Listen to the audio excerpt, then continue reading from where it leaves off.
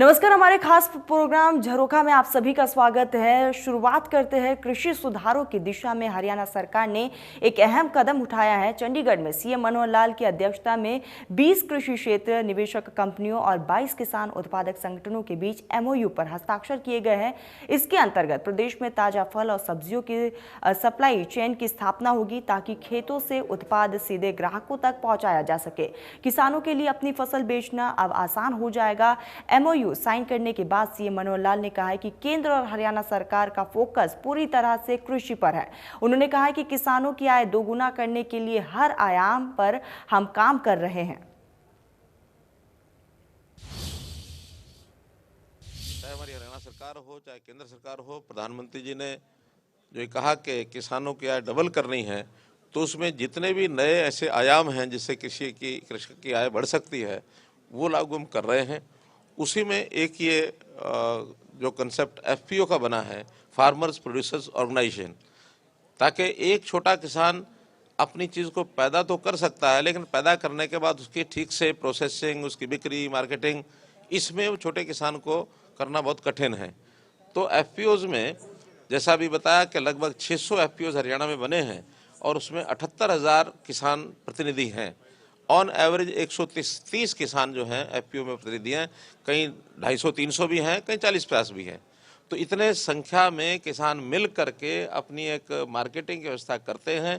उनकी एक management body होती है, उनको सरकार की ओर से ग्रांट भी दी जाती है ताकि वो सारा सामान इकट्ठा करके और उसको मार्केटिंग के लिए कहीं ले जा करके बेच सकें, या जो बायर है उसको अपने आप बुला करके और उसकी पैकिंग करके ठीक से उसको बेच सकें।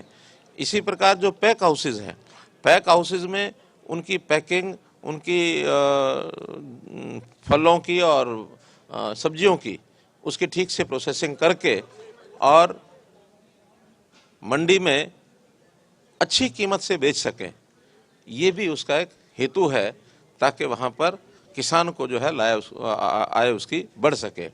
प्रोग्रेसिव किसान जो हैं हमारे, जितने प्रगतिशील किसान हैं, इनकी संख्या लगभग 500 है। वो भी काफ़ी एफपीओज़ में आए हैं, जो नहीं आए हैं उनको भी लाएंगे और उनको हमने निवेदन किया है कि अपने जैसे प्रोग्रेसिव किसान वो तैयार करें, क्योंकि ज़मीन तो जैसी बाकी किसानों की वैसी उनकी है, लेकिन उनके पास नई तकनीक है, नई विधि है और समय पर काम करने का उनका जो एक सिस्टम बनाया हुआ है, शेड्यूलिंग की हुई है, उस शेड्यूलिंग का बाकी किसानों की भी ट्रेनिंग करें। अपने जैसे हर प्रगतिशील किसान 10 किसानों को तैयार करें ताकि इन 500 से हम 5,000 किसान कर सकें, 5,000 से फिर 50,000 कर सकें। और ऐसे प्रगतिशील किसानों के लिए भी हमने कई स्कीमें बनाई, उनको प्रोत्साहन देने के लिए उनको इनाम भी रखा गया है और इसका मूल्यांकन करेंगे। एक सिस्टम अभी तक थोड़ा कोविड के कारण से हमारी ये प्रोसेस ढीली हो गई थी, लेकिन अब कोविड का मैं समझता हूँ कि जैसे हम सोच रहे हैं कि भी कोविड जो है वो डिमिनिशिंग साइड में जब जा रहा है तो समाप्ति की ओर है, तो आगे किसानों के इस प्रगतिशील किसानों के कार्यक्रम को हम और ज़रा आगे गति से बढ़ाएंगे। तो वही मुख्यमंत्री मनोहर लाल ने चंडीगढ़ में वीडियो कॉन्फ्रेंसिंग के माध्यम से राज्य भर में आयोजित किए जा रहे अंत्योदय ग्राम उत्थान मेले के संबंध में प्रशासनिक सचिवों और जिला उपायुक्तों के साथ समीक्षा बैठक की है। आपको बता दें कि इस दरमियान मुख्यमंत्री ने कहा है कि लोगों को स्वरोजगार से जोड़ने के साथ साथ सरकार की कल्याणकारी नीतियों का लाभ पंक्ति के अंतिम व्यक्ति तक पहुंचाने के लिए अंत्योदय ग्राम उत्थान मेले का आयोजन किया जा रहा है।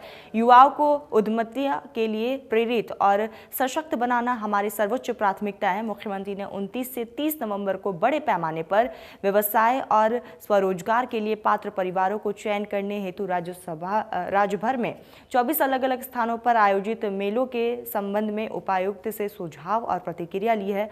मुख्यमंत्री ने इस दरमियान तमाम दिशा निर्देश भी दिए हैं।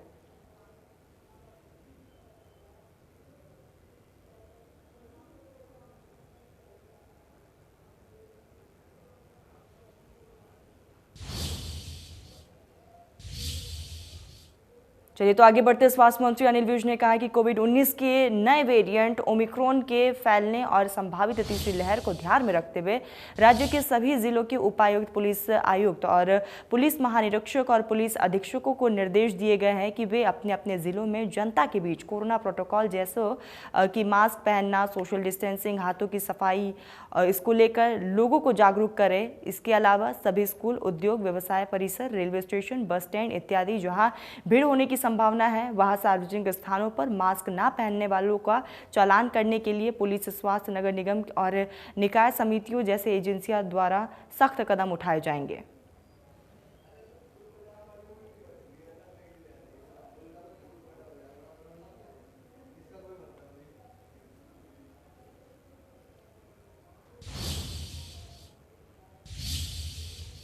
तो वही 28 नवंबर को रविवार को सीएम मनोहर लाल ने चंडीगढ़ में प्रेस कॉन्फ्रेंस की थी। इस दौरान सीएम मनोहर लाल ने कहा कि प्रदेश में गरीबों का उत्थान सरकार की प्राथमिकता है, जिसके लिए परिवारों के पहचान पत्र बनाए जा रहे हैं ताकि गरीब परिवारों का चयन कर 42 योजनाओं से इन लोगों की आय बढ़ाई जा सके। सीएम मनोहर लाल ने कहा है कि 29 नवंबर से 25 दिसंबर तक सरकार खास कैंप लगाने जा रही है, जिसके लिए सभी जिलों में नोडल अधिकारी नियुक्त किए गए हैं। प्रदेश में 180 स्थानों पर ये कैंप लगेंगे, जिसमें आकर लोग अपना लाभ उठा सकते हैं।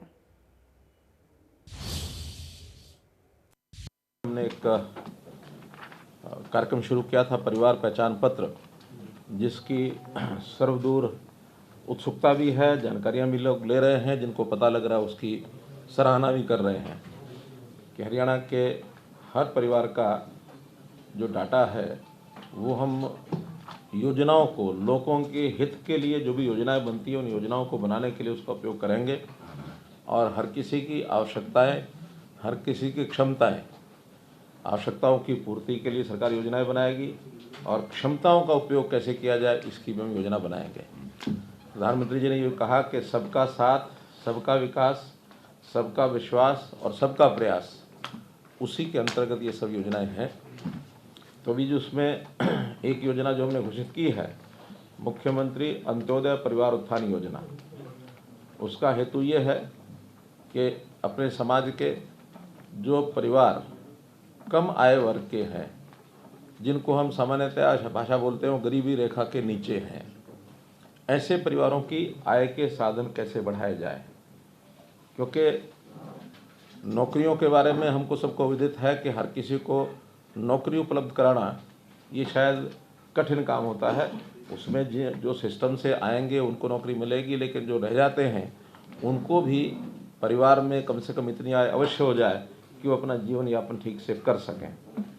हमने जो सर्वे कराया है उस सर्वे में 50,000 रुपया वार्षिक आय से भी नीचे के परिवार हैं, 1 लाख रुपया वार्षिक आय के भी नीचे के परिवार हैं।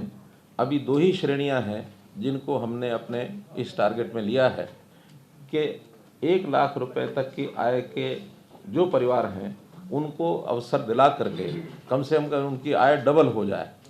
50,000 से नीचे के कोई 38,000 परिवार हैं, उनको 1 लाख तक कैसे पहुंचाया जाए, और 1 लाख से नीचे के हैं उनको 2 लाख तक कैसे पहुंचाया जाए। अर्थात हमारा जो 1,80,000 रुपये का ऑर्बिट है उससे पार किया जाए, बाहर किया जाए। उनको हम फिर बीपीएल ना कह करके उनको उससे ऊपर की लाइन पर ले जाएं। 25 दिसंबर अटल जी का जन्मदिन होता है, सुशासन दिवस।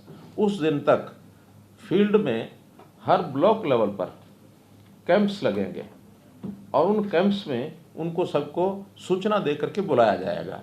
यहाँ कम्युनिकेशन सिस्टम से सीधी जानकारी भी उनको दी जाएगी और जिला स्तर पर या ब्लॉक स्तर पर जो नोडल अधिकारी हैं वो भी उनको जानकारी देंगे। एक स्थान पर सब लोग आएंगे, प्रातःकाल 10 बजे से लेकर के सायंकाल 5 बजे तक, या जिन लोगों को बुलाया है उनके सबके जब तक इंटरव्यू नहीं होते तब तक वो कार्यक्रम चलेगा। पहले चरण में अभी 3 दिन के कार्यक्रम, कुल 24 ब्लॉक्स में ऐसा हमने एक शेड्यूल ये जारी किया है। 24 स्थान हैं, लेकिन उसमें किसी किसी स्थान पर 2 दिन, किसी स्थान पर 3 दिन भी, जहाँ की संख्या ज़्यादा है, क्योंकि एक दिन 500-600 लोगों से ज़्यादा वहाँ उस मेले में बुलाएंगे तो अव्यवस्था होगी। तो जहाँ संख्या ज़्यादा है वहाँ 3 दिन, 2 दिन में पूरे तो 2 दिन, और जहाँ कम संख्या है 1 दिन में उन ब्लॉक्स में इसको लगातार चला करके पूरा करेंगे। तो ऐसे 24 स्थानों का शेड्यूल ये आपको जारी कर दिया गया। मुख्यमंत्री मनोहर लाल ने पंचकुला के सेक्टर 5 स्थित इंद्रधनुष ऑडिटोरियम में हरियाणा मेडिकल काउंसिल के तत्वाधान में आयोजित डॉक्टर्स डे अवार्ड्स समारोह में बतौर मुख्य अतिथि के तौर पर शिरकत किए। इस दौरान उन्होंने संबोधित भी किया है। कार्यक्रम में मुख्यमंत्री मनोहर लाल ने स्वास्थ्य मंत्री अनिल विज ने भी शिरकत की है। आपको बता दें कि 75 साल अधिक आयु के 90 डॉक्टरों को वट वृक्ष पुरस्कार देकर सम्मानित किया गया है। सम्मान पाने वालों में सबसे अधिक 92 साल आयु के सिरसा के डॉक्टर RS सांगवान भी शामिल थे। सीएम ने कहा है कि प्रदेश में डॉक्टरों की मांग को पूरा करने के लिए हर जिले में एक मेडिकल कॉलेज खोलने की कवायद शुरू कर दी गई है। उन्होंने कहा है कि हर साल 2500 डॉक्टर्स तैयार करने का एक बड़ा लक्ष्य रखा गया है और इसके लिए MBBS की सीटें बढ़ा दी गई है। 1685 पहले थी और अब 2014 में 700 थी। मुख्यमंत्री ने कहा है कि हर साल 2500 डॉक्टर्स तैयार करने का यहाँ पर बड़ा टारगेट रखा गया है। मुख्यमंत्री ने केंद्र सरकार से भी मेडिकल क्षेत्र में सहयोग मिल रहा है, इसकी बात कही है। उन्होंने कहा है कि MBBS की सीटों के साथ साथ लगभग 600 सीटें PG कोर्स के लिए भी बढ़ा दी गई है। उन्होंने कहा है कि अन्य विभागों की तुलना में शिक्षा और स्वास्थ्य विभाग को बजट आवंटन में प्राथमिकता दी जा रही है। स्वास्थ्य मंत्री अनिल विज ने अपने संबोधन में कहा कि कोरोना की पहली दूसरी लहर पर काबू पाने में हरियाणा के स्वास्थ्य विभाग ने बेहतर कार्य किया है। जिस प्रकार पहली और दूसरी लहर में कोरोना से लड़ने के जो नियम निर्धारित किए गए थे, उन्हीं नियमों की पालना की जाएगी और टेस्टिंग को फिर से बढ़ाया जाएगा। लोगों को भी सतर्क रहने की जरूरत है। हम हर जिले में मेडिकल कॉलेज खोलेंगे और हमारा टारगेट है कि ऑन एवरेज एक मेडिकल कॉलेज का मतलब हरियाणा में 22 मेडिकल कॉलेज होने चाहिए। 22 मेडिकल कॉलेज की हमारी टारगेट हमने रखा था 2014 में 15 में, और अब जितने चल रहे हैं या जो बिल्कुल जिनका DPR बन गए या कंस्ट्रक्शन में चल रहे हैं, शायद 18 या 19 तो हो गए हैं। 2-3 की कमी है। और अगर मैं कंपेयर करूं नंबर ऑफ मेडिकल यानी सीट्स MBBS सीट्स से, तो जो समय 700 थी, अभी इस साल में 1685 एडमिशन हुए हैं MBBS के हरियाणा में, और हम इनको 2500 तक ले जाना चाहते हैं। 2500 डॉक्टर्स अगर हर साल हम तैयार करेंगे आज से 5-6 साल के बाद, तब हमको लगता है कि जो एक इंटरनेशनल स्टैंडर्ड है 1000 लोगों के ऊपर एक डॉक्टर, और अगर आज की आबादी में 2,70,00,000 हरियाणा की मानता हूं, तो आज हमें 27,000 डॉक्टर चाहिए। चाहे वो प्राइवेट हो चाहे सरकारी हो, उसमें दिक्कत नहीं है। वो तो जो एवरेज है तो वो भी इलाज करते हैं, ये भी इलाज करते हैं, लेकिन आज सरकारी और प्राइवेट हरियाणा में इससे आधे हैं। 12-13,000 डॉक्टर, इससे ज्यादा नहीं।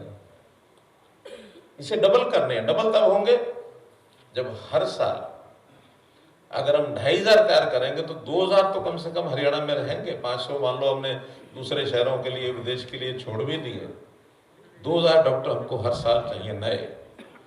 तब ये 27,000, और तब तक आवश्यकता भी बढ़ जाएगी, 27 के 30,000 हो जाएंगे, 32 हो जाएंगे, 35 हो जाएंगे। तब जाकर के हमारा संतुलन ठीक बैठेगा। संख्या भी बढ़ानी है, क्वांटिटी बढ़ानी है, क्वालिटी भी बढ़ानी है।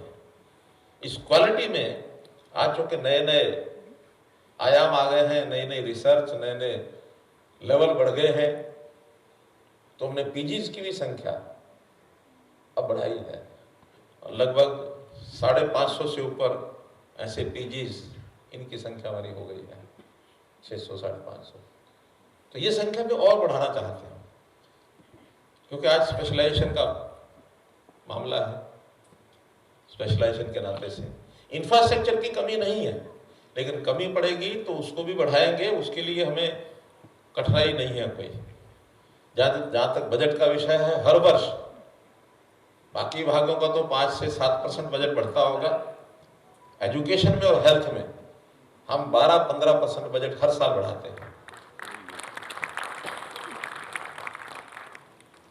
और इसमें केंद्र सरकार भी हमको भरपूर सहयोग देती है।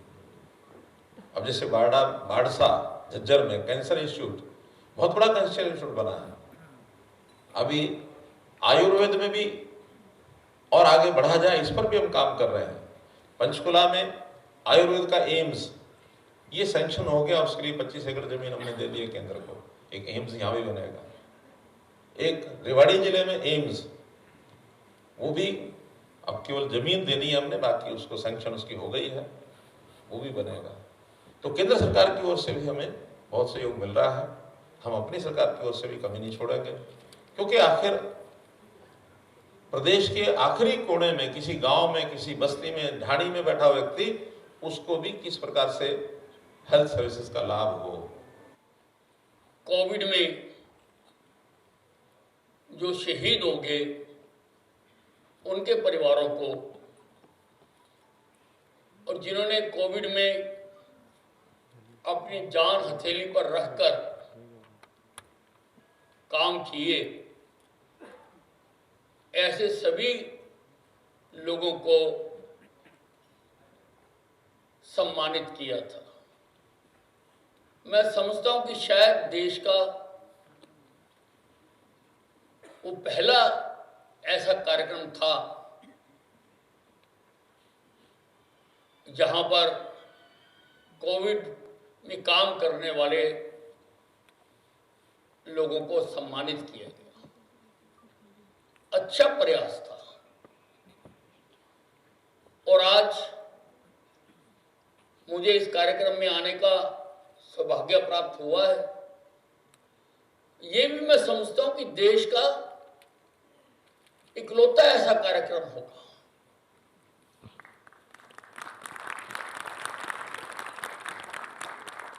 कि जिसमें वरिष्ठतम 75 साल से ऊपर के डॉक्टर्स को, जिनको दुनिया भूल जाती है, उनको सम्मानित करने का कार्यक्रम आयोजित किया जा रहा है।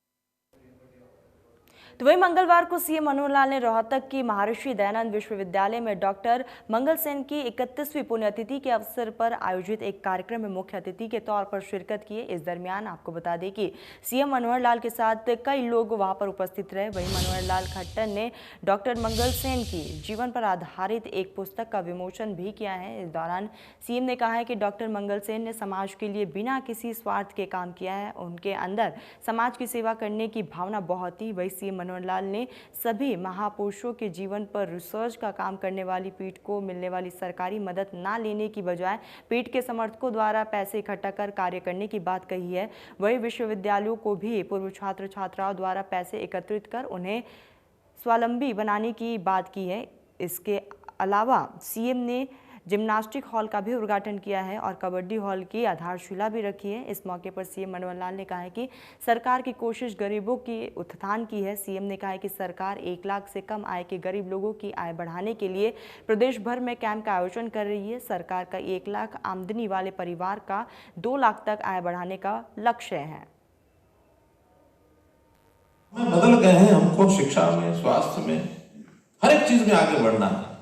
सामान्य जन की चिंता भी करनी है, गरीब आदमी के रोजगार की चिंता भी करनी है। जैसा अभी मनीष जी बता रहे थे, उन्होंने योजना बनाई है कि हरियाणा के समाज की मैपिंग करेंगे। उस मैपिंग में किस परिवार की आमदन कितनी है और उसको कैसे बढ़ाया जा सकता है, फेजेस में करेंगे, चरणबद्ध तरीके से करेंगे। पहले चरण में हमने ये लिया है कि जिन परिवारों की आय साल की 1 लाख रुपए से कम है, कुछ नहीं होती, 1 लाख का मतलब 8,000 रुपये महीना, ऐसे परिवारों को कैसे हम बढ़ा करके 2 लाख तक लेकर जाए।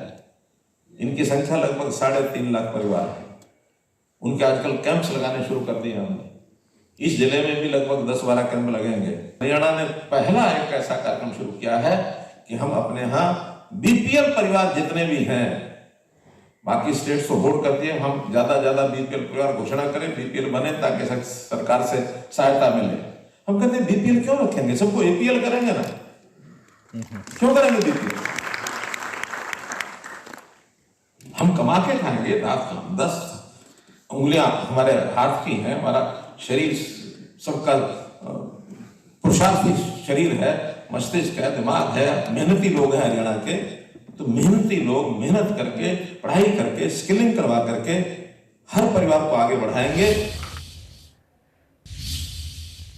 तो वही सीएम मनोहर लाल ने शनिवार को पंचकुला के ताऊ देवीलाल स्टेडियम में खेलो इंडिया यूथ गेम्स के लिए की जा रही तैयारियों का निरीक्षण किया है। मुख्यमंत्री ने कहा है कि पंचकुला में खेलो इंडिया यूथ गेम्स के चौथे संस्करण के सफल आयोजन के लिए 31 दिसंबर तक सभी तैयारियां पूरी कर ली जाएगी। सीएम ने कहा है कि 5 से 14 फरवरी 2022 तक होने वाले इन खेलों में 25 प्रकार के खेलों का आयोजन किया जाएगा, जिनमें देश भर से लगभग 10,000 खिलाड़ी भाग लेंगे। मुख्यमंत्री ने बताया कि 25 में से 20 खेल ऐसे हैं जो पहले से आयोजित किए जा रहे हैं। इसके अलावा इस बार 5 प्रादेशिक खेल भी जोड़े गए हैं। 5 प्रादेशिक खेलों में पंजाब का गतका, मणिपुर का थांगता और केरल का कलारीपट्टा और महाराष्ट्र का मलखम और योगासन भी शामिल किया गया है।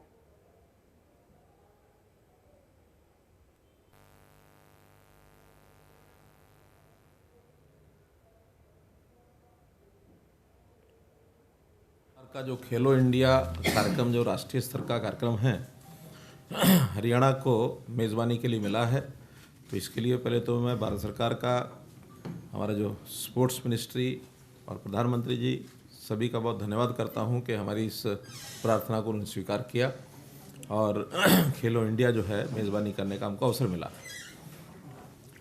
इससे पहले 3 बार हो चुका और ये चौथा खेलो इंडिया का कार्यक्रम आयोजित किया जा रहा है।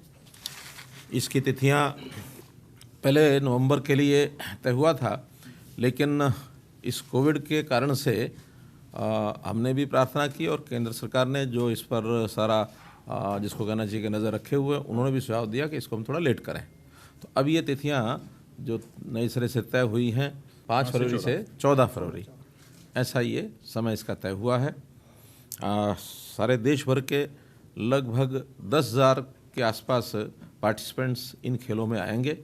जो अभ्यागत हैं, जो स्पेक्टेटर्स हैं, ऑडियंस है, वो इसके अलग होगी, लेकिन हमें 10,000 लोगों की तो यहाँ ठहरने की व्यवस्था उनकी सबकी करने का अपना एक कार्य। अगर मैं उसमें आंकड़े के नाते आपको मैं बताऊं तो खेलों का हमारा 2014-15 का जो बजट है वो 151 करोड़ रुपया था, जो बढ़कर के 21-22 में 394 का हो गया, यानी डबल से भी ज़्यादा हुआ। तो इसलिए ये जो खेलों के बजट को हम हर साल बढ़ा रहे हैं, आवश्यकता के हिसाब से जितनी जितनी आवश्यकता होगी, जितना जितना इंफ्रास्ट्रक्चर का ज़रूरत पड़ेगी, उसके हिसाब में लगातार बढ़ाएंगे। और न केवल इंफ्रास्ट्रक्चर बल्कि खिलाड़ियों को आगे बढ़ाने के लिए उनकी सुविधाएं, जैसे नर्सरीज़ हैं। हमने पहले 500 नर्सरी कोविड से पहले हमारी चल रही थी, कोविड के दिनों में प्राय सब बंद हो गई। तो वही सीएम ने कहा कि इन खेलों के लिए आवश्यक आधारभूत संरचना के विकास के लिए 250 करोड़ रुपए का खर्च किए जाएंगे। मुख्यमंत्री ने कहा कि हरियाणा निरंतर खेलों में आगे बढ़ रहा है और राज्य सरकार हर संभव मदद भी कर रही है। साल 2014-15 में खेलों का बजट जहां 151 करोड़ रुपये था, वे आज 2021-22 में 394 करोड़ रुपया हो गया है, जो कि 2 गुना से भी अधिक है।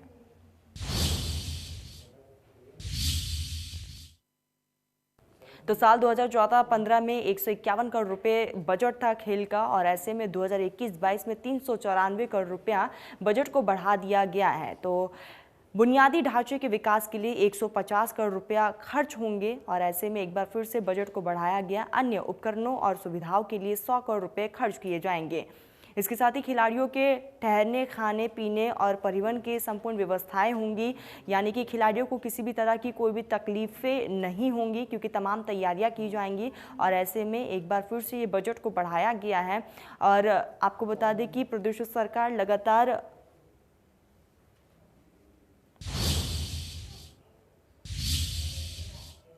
चलिए, तो हमारे खास प्रोग्राम झरोखा में बस इतना ही। देश प्रदेश की तमाम बड़ी खबरों के लिए आप देखते रहिए इंडिया न्यूज़ हरियाणा।